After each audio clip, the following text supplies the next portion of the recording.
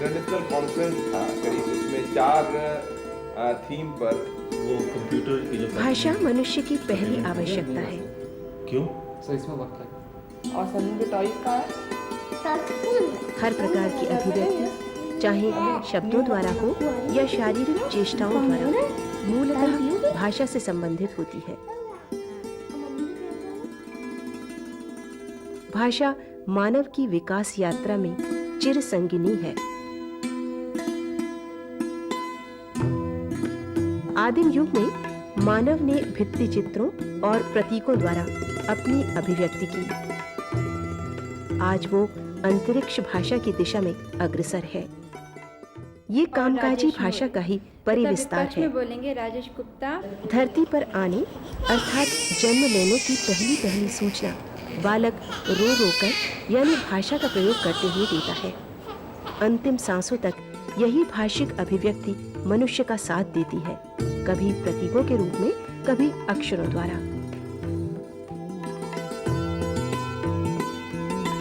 भाषा के अनेक रूप होते हैं। जितने वर्गीकरण मानवीय कार्यकलापों के किए जा सकते हैं, भाषा की भी उतनी ही कोटियां निर्धारित की जा सकती हैं। इन सब में वो भाषा जो एक बहुत बड़े भूभाग को परस्पर एक सूत्र में पिरोए रहती हो, उसे संपर्क भाषा कहा जाता है। इसी भाषा को प्रयोजन मूलक या दैनिक कामकाज की अथवा रोजी रोटी की भाषा बनाना अत्यावश्यक होता है। हिंदी भारत की प्रमुख संपर्क भाषा है। वो 50 करोड़ भारतीयों की माध्यम भाषा है, इसीलिए उसे संघ की राजभाषा बनाया गया है। हिंदी का अपना एक कामकाजी चरित्र है, इसीलिए भारत की आधी से अधिक जनता के दैनिक कामकाज इसी भाषा द्वारा संपन्न होते हैं। पहले ये कार्य साहित्यिक हिंदी द्वारा हो जाते थे, किंतु विशेषीकरण के इस युग में हिंदी का एक विशेष चरित्र विकसित हुआ है, जिसे प्रयोजन मूलक हिंदी नाम दिया जा सकता है। इस कामकाजी हिंदी का एक रूप है जनसंचार की भाषा अर्थात पत्रकारिता। पत्रकारिता लोकतंत्र का चतुर्थ स्तंभ है। भारतीय संविधान ने हम नागरिकों को वाक स्वातंत्र्य प्रदान करके मुक्त प्रेस और सूचनाधिकार का जो अवसर दिया है, उससे देश विदेश में हिंदी पत्रों की भरमार हो गई है। भारत में हिंदी समाचार पत्र सर्वाधिक संख्या में पढ़े जाते हैं। प्रशिक्षित पत्रकारों की मांग दिन पर दिन बढ़ती जा रही है। समाचार संकलन, रिपोर्टिंग, संपादन, चित्र रचना, कार्टून, अग्रलेख आदि के लिए नवयुवकों की बड़ी आवश्यकता है। इधर पत्रकारिता में अनेक नए प्रयोग हुए हैं। इनके लिए विशेषज्ञ चाहिए। जैसे फोटो पत्रकारिता में कैमरे की आंख और कैमरे की भाषा की सूक्ष्म कलात्मक परख रखने वाला कलाकार चाहिए। अपराध पत्रकारिता के लिए अपराध शास्त्र के विशेषज्ञ प्रबुद्ध पत्रकारों की आवश्यकता है। विज्ञान पत्रकारिता में निरंतर विकसित होती हुई टेक्नोलॉजी की नवीनतम जानकारी रखने वाले वैज्ञानिक पत्रकारों की उपयोगिता स्वतः सिद्ध है। आर्थिक पत्रकारिता के लिए बजट, व्यापारिक प्रशासन, वित्त आदि के विशेषज्ञ लेखक चाहिए। इधर वीडियो पत्रकारिता का प्रचलन बढ़ा है। साहित्यिक पत्रकारिता के लिए कल्पना के धनी सर्जक साहित्यकार चाहिए। इसी प्रकार खेल-कूद, कला, संस्कृति, फिल्म, हर क्षेत्र की पत्रकारिता के विशेष प्रशिक्षण की आवश्यकता है। इलेक्ट्रॉनिक मीडिया में सर्वत्र हिंदी पत्रकारों की मांग बढ़ती जा रही है। ये प्रशिक्षण पूर्णतः रोजगार परक है। अब प्रश्न ये उठता है, क्या पत्रकारिता के इन हिंदी क्षेत्रों में हिंदी सर्वांग संपन्न हो गई है? नहीं, अभी बड़ी कसर है। सूचना विस्फोट के इस विश्व प्रवाह में हिंदी पत्रकारिता को अपनी छवि बनानी होगी और जनसंचार की सही भूमिका निभानी होगी। इसके लिए इस व्यावसायिक प्रशिक्षण को संपूर्ण निष्ठा और समूची शक्ति के साथ अपनाना होगा। प्रयोजन परक हिंदी की दूसरी चुनौती है अनुवाद या भाषांतरण। अनुवाद विश्वव्यापी ज्ञान का सबसे उपयुक्त माध्यम है, चाहे सरकारी कामकाज हो अथवा जनसंचार, चाहे जनसंपर्क अभियान हो, चाहे रचनात्मक कर्म, चाहे दुभाषिया की भूमिका निभानी हो, चाहे विपणन की। अनुवाद का सर्वत्र सहारा लेना पड़ता है। अनुवाद एक कला है, एक विज्ञान है, जिसे सीखने के लिए एक निश्चित कार्यक्रम अर्थात अभ्यास का एक सिलसिला और व्यावहारिक प्रायोगिक प्रशिक्षण अनिवार्य होता है। भारतीय भाषाओं में अनुवाद का सबसे अधिक दायित्व निर्वाह हिंदी ने किया है।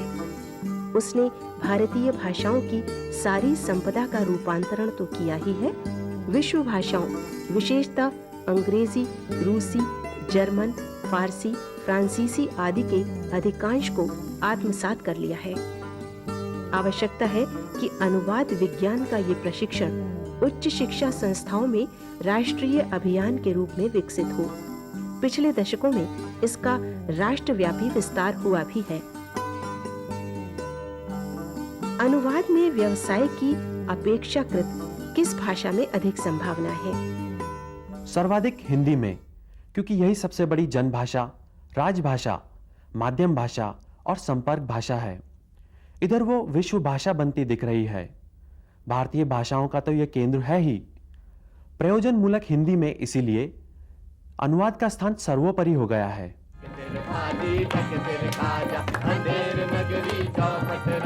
व्यवसायोन्मुख हिंदी से संबंधित एक कला है रंगमंच एवं नाट्य कला। तेरा यहाँ ऐसा न्याय होगा जैसा जमलोक में भी रंगमंच नहीं हुआ कलात्मक होगा। मनोविनोद बोल किया का बात है। सर्वश्रेष्ठ साधन है। पिछले दशकों में नुक्कड़ नाटक आंदोलन ने जनसंचार के क्षेत्र में अपूर्व योगदान दिया है।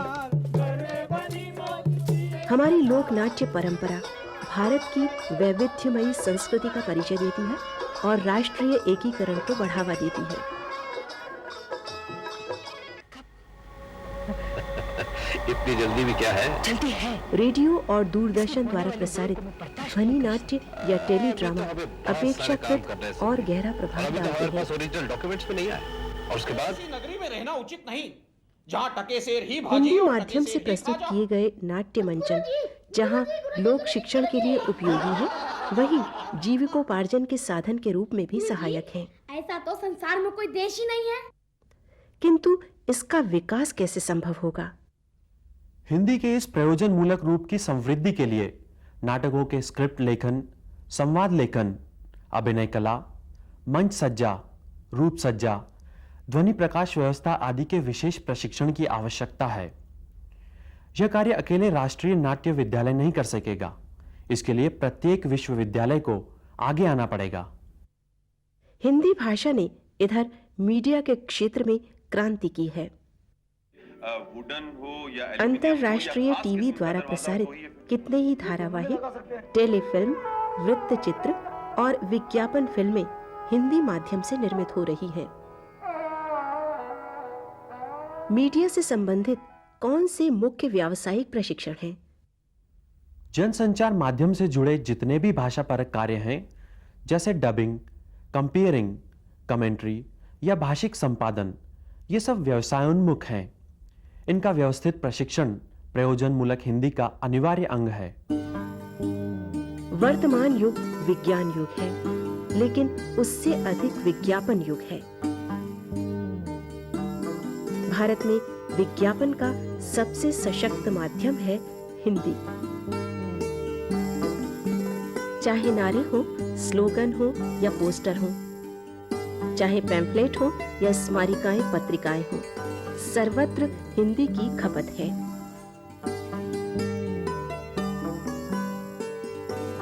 बैनर, स्टिकर, बोर्ड अर्थात बाजार की सारी दृश्य श्रव्य सामग्री में हिंदी का वर्चस्व बढ़ता जा रहा है। बहुराष्ट्रीय कंपनियों के आगमन से हिंदी पर क्या प्रभाव पड़ने वाला है?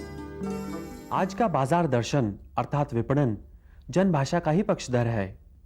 उपभोक्तावादी संस्कृति की मांग जो है, इस प्रचार सामग्री का लेखन और प्रस्तुतिकरण एक कला विशेष है, अतः इसके सुचारू प्रशिक्षण की आवश्यकता है।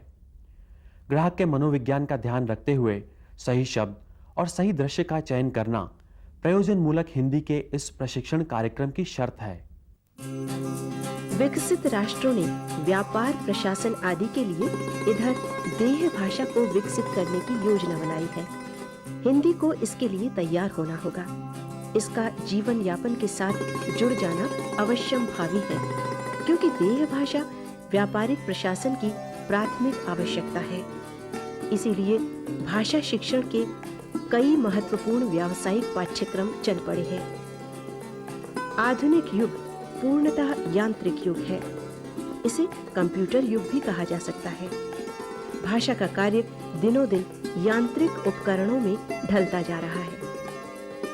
Typewriting, telex, shorthand, teleprinter, fax, paging, electronic mail, इन सब में हिंदी का अधिकाधिक प्रवेश सुनिश्चित करना है। हिंदी कंप्यूटर प्रोग्रामिंग के ये कार्य रोजगार के नए नए अवसर सुलभ कराएंगे और हिंदी को अंतर्राष्ट्रीय परिदृश्य प्रदान करेंगे।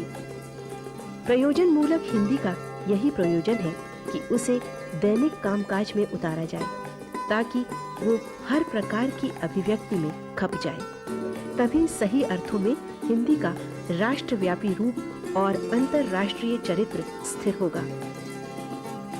प्रयोजन मूलक हिंदी के जो ये रूप प्रस्तुत किए गए हैं, उससे बाजार प्रमुख हो गया है। इससे कहीं साहित्य सृजन और उच्च स्तरीय चिंतन बाधित तो न हो जाएगा। वक्त की मांग है कि सृजन और चिंतन को सातवें आसमान से उतारकर धरती से जोड़ा जाए, नहीं तो उसका अस्तित्व विलीन हो जाएगा। कामकाजी हिंदी में अनुवाद, पत्रकारिता, रंगमंच और मीडिया आदि के जो प्रकार्य हैं, वे रोजगार परक तो हैं, लेकिन सृजन और चिंतन के बिना नहीं चल सकते। दोनों में समन्वय करना होगा और यह ईमानदारी से स्वीकारना होगा कि कला कला के लिए नहीं, बल्कि जीवन के लिए ही होती है। जिसमें अर्थ नहीं, वह सृजन चिंतन व्यर्थ, निरर्थक है। कामकाजी हिंदी का यही सूत्र सिद्धांत है और यही है उसका परम प्रयोजन।